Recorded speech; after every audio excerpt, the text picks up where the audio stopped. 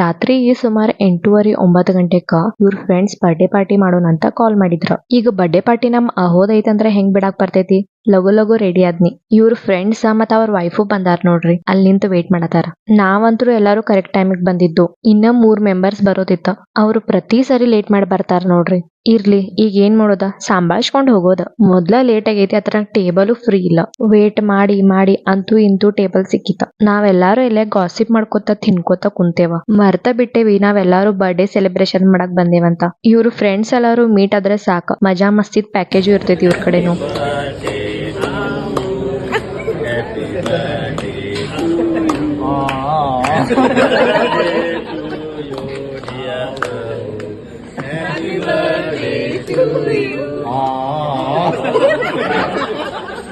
ಬಾಪ್ರೇ, ನಕ್ಕಿ ನಕ್ಕಿ ಸಾಕಾಯ್ತ. ಇವ್ರಿಗ last cake ಸಿಗಂಗಿಲ್ಲ ಅಂತ ತಾನ ತೊಗೊಳಕ್ ನಿಂತಾರ ನೋಡ್ರಿ.